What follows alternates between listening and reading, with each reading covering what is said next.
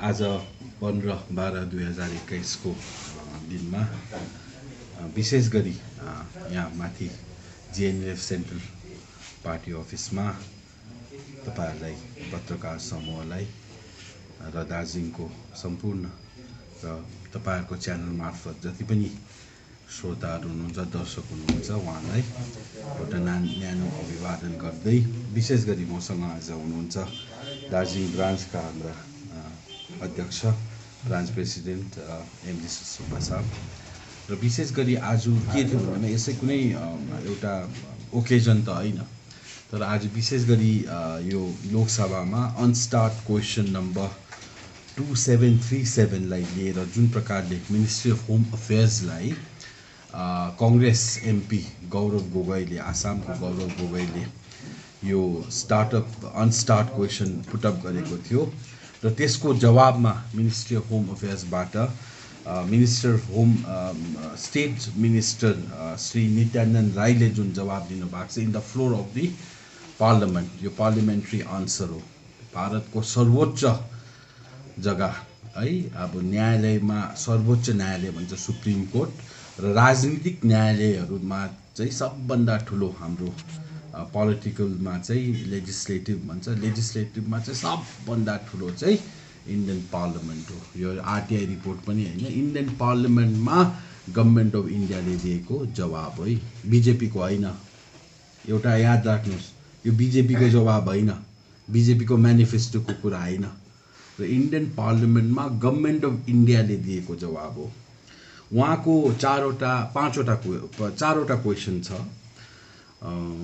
र उहाँले सायद हाम्रै कोही अभिभावकले शुभचिन्तकहरूले अब हुनु सक्छ त्यसमा अन्य राजनीति हामीलाई त थाहा छ यो कसले फ्रेम गरेको क्वेशन हो दिल्लीतिर छ यो व्यक्तिहरू यहाँ के भएको छ यो चाहिँ अब दुईटा पक्ष हुन्छ कुनै पनि चीजमा राजनीतिमा दुई पक्ष हुन्छ एउटा त अब राम्रै हो यो राम्रै अब हुनु त हामीलाई अलिकति यो जसले वार्ता गरिरहेको छ स्टेक होल्डर्सहरूले गरिरहेको छ हामीलाई अलिकति तल देखाउनु कि अभियस भइसकेको थियो उनीहरू कि गभर्नमेन्ट अफ इन्डियाबाट यस्तो जवाब आउँदैन यो लेखेर दिनु सक्दैन हामीलाई एउटा फल्स पोजिसनमा बनाउनको लागि उहाँले जवाब उनीहरूले हालेको थियो गौरव गोगोई चाहिँ एउटा माध्यम मात्र हो नभए एउटा आसामको एमपी जसको बाबुको समयमा 3 चोटि उहाँ चिफ मिनिस्टर भएको आसाममा गोर्खाहरूको लागि डाक लजहरू पास गर्ने गोर्खाको लागि आसाममा है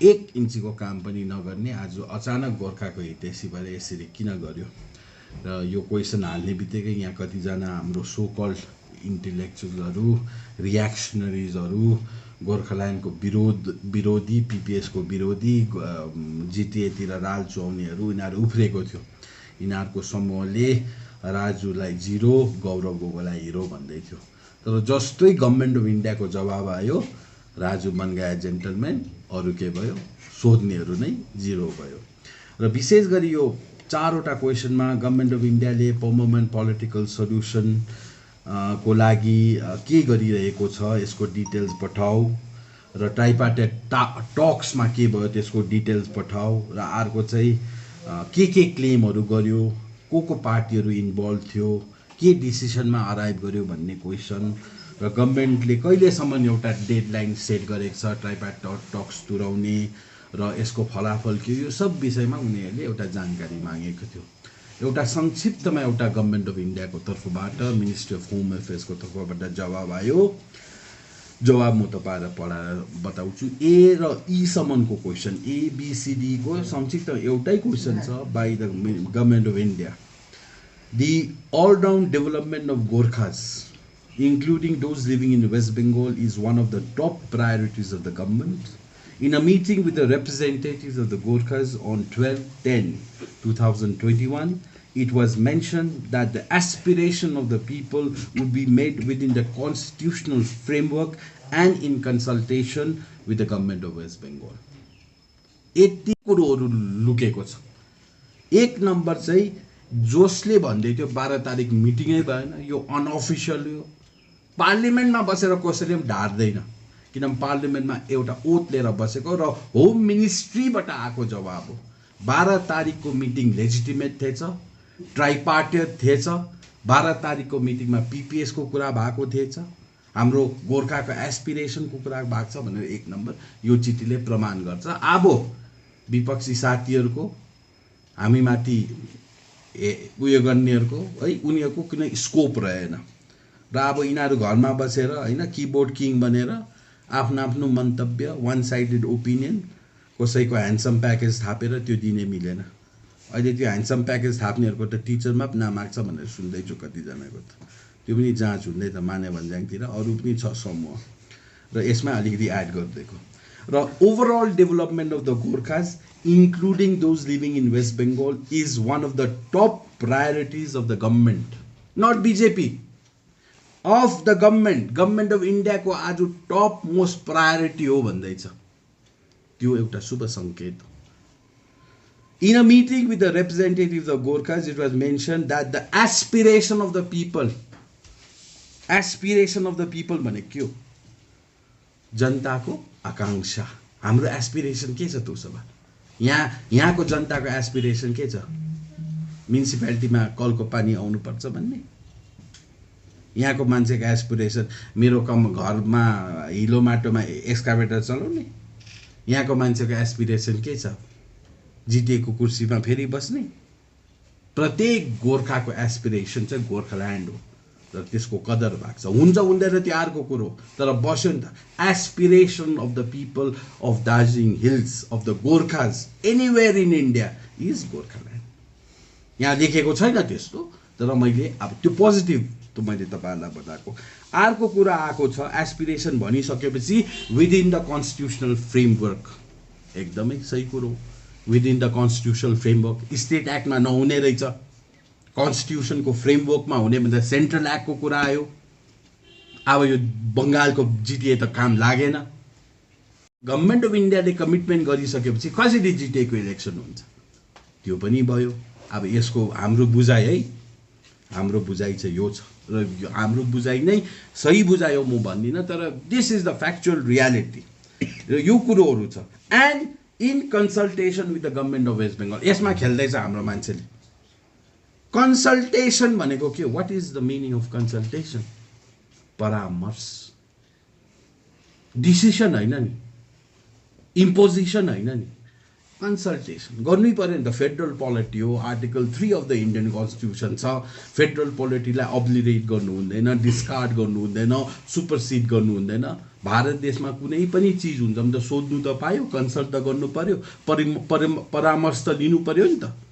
अन्त परामर्श त लिनै पर्छ, किनभने आजको दिनमा बङ्गालमा टिएमसी गभर्मेन्ट छ, बिजेपी गभर्मेन्ट छैन। बिजेपी गभर्मेन्ट नभए त यो परामर्श पनि जरुरी थिएन र परामर्श हुन्छ, गर्नै पर्छ।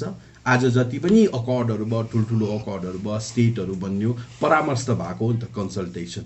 र यो सब चिज छ र यसको लागि म 1 नम्बर त मलायस भन्छ नि, इल इन्टेन्सन गरेर गरेको भए तापनि गौरव गोगाईलाई धेरै धेरै धन्यवाद। एउटा बधाई छ कि एउटा आज ट्रुथ निक्ल्यो। हामीले नै सोधेको भए हामीले त सोध्नु सक्थेनौँ, तर अब कङ्ग्रेसको एमपीले पार्लियामेन्टमा सोध्यो र दुधको दुध पानीको पानी भयो। एउटा लेजिटिमेट ट्राइपार्टेट टक्स चल्दैछ। गभर्मेन्ट अफ इन्डिया सिन्सियर छ, बिजेपी होइन नि, गभर्मेन्ट अफ इन्डियाको एउटा पोलिटिकल कमिटमेन्ट हो कि गोर्खाको top most priority overall development, one of all-round development भनेको धेरै कुरा आउँछ है, अलराउन्ड डेभलपमेन्टमा बुझ्नुपर्छ। र यो लेजिटिमेसी अफ द तपाईँको मिटिङ पनि एउटा कायम राखिदियो र कन्स्टिट्युसनल फ्रेमवर्क भनेर एउटा सेन्ट्रल एक्टको कुराहरू पनि छ, एउटा ठुलो चिजको एउटा सङ्केत पनि दिएको छ। र कन्सल्टेसन अफ गभर्मेन्ट, किनभने कन्सल्टेसन त हुन्छ, कन्सल्ट त गर्नु पर्यो चिफ मिनिस्टरलाई के हो कसो। र यो एकदमै हामीले चाहिँ राम्रो बुझेको छौँ, सबैले राम्रो बुझिदिने। अनि गोर्खाहरूको गोर्खाल्यान्ड हो भन्ने एउटा पनि सबलाई क्लियर छ। तर यो विषय लिएर आजसम्म यो गोर्खाल्यान्ड उच्चारण गर्नुमा नगर्नुमा के बाध्यता छ जस्तो लाग्छ? बाध्य छैन, होइन मैले त जो दिदीको साडी मुनि लुकेको छ, होइन मैले तपाईँले जो अहिले तपाईँको हामीले आफू एस्पिरेसनको कुरा राख्यौँ नि त। हजुर, गोरा निमुको अध्यक्ष दावा पाटिलले गोर्खाका एस्पिरेसनको कुरा राख्यो। सिपिआरएमको दिग्गज गोर्खा राजनीतिको विश्वपितामा मानिने आरबी राईले गोर्खा एस्पिरेसनको कुरा राख्यो। हाम्रो अधिवक्ता एवं गोर्खा लिगको नेता प्रताप खातीले गोर्खा एस्पिरेसनको कुरा राख्यो, गोर्खा राष्ट्रिय मुक्ति मोर्चाको प्रिन्सिपल पार्टिसिपेसन अध्यक्ष महन घिसिङले गोर्खा एस्पिरेसनकै कुरा राख्यो, तपाईँहरूको अब अरू अन्य दल विकास राईजीले पनि गोर्खा एस्पिरेसनकै कुरा राख्यो, राजु विष्टजीले त झन् गोर्खा एस्पिरेसनकै कुरा गर्यो, मैले पनि गोर्खा एस्पिरेसनको कुरा गरेँ। गोर्खा एस्पिरेसनको कुरा राख्नु त पाएँ नि त, सुनवाईमा त हामीले आफ्नो पक्ष राख्नु पायो र हामीले त्यो त्यही भन्यौँ। अर्को कुरो जो म आज पनि स्पष्ट छैन, जस्तो अब यो गोर्खाल्यान्डको जो इस्यु छ यो त सेन्ट्रल इस्यु हो। जब यो सेन्ट्रल इस्यु बारे सेन्ट्रल गभर्मेन्टले विगत सङ्घीय ढाँचाको कुरा हुन्छ, किनभने त्यति बेला जुन प्रकारमा उनीहरू स्टेटहरू बन्यो त्यो सिचुएसन र अहिलेको सिचुएसन मिल्दैन। यो बङ्गाल हो, यो बङ्गालभित्रको व्यवस्था हो। बङ्गाल कडा सरकार छ यहाँनिर होइन।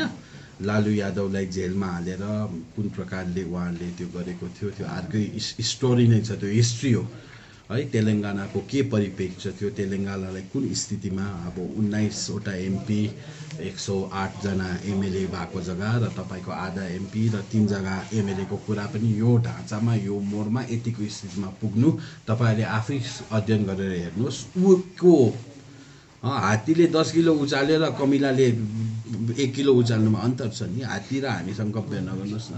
एस्पिरेसनको कुरा तर रियलिस्टिक एस्पिरेसनको कुरा गर्नुहोस् न। म के हो र उनीहरू के थियो है, त्यो सन्दर्भमा मिल्नुपर्छ। हामी धेरै अल्झिएको हो, धेरै लन्डिएको हो, धेरै गुमिएको। हाम्रै जातिभित्र विभीषणहरू छ, हाम्रै जातिभित्र दुशासनहरू छ, हाम्रै जातिभित्र गद्दारहरू छ। उनीहरूको जातिमा जन्मेन नि त, उनीहरूको जातिमा विरोधीहरू जन्मेन, विद्रोहहरू जन्मेन। अब अरू आफ्नै किन दिनु।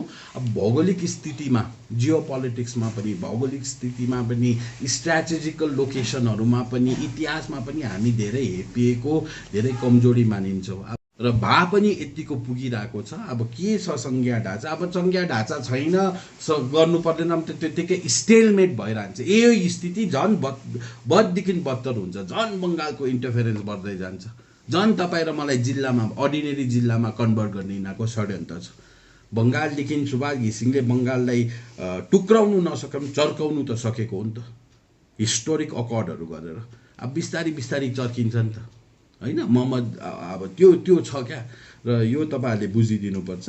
प्रश्नको लागि केवल विद्रोह अब त्यो गर्नु त सजिलो नै छ, तर अब यो जुन कम्प्लेक्सिटी छ त्यस्तै सजिलो भए त सुभाष घिसिङजी हुँदै गोर्खाल्यान्ड ल्याइहाल्ने थियो नि।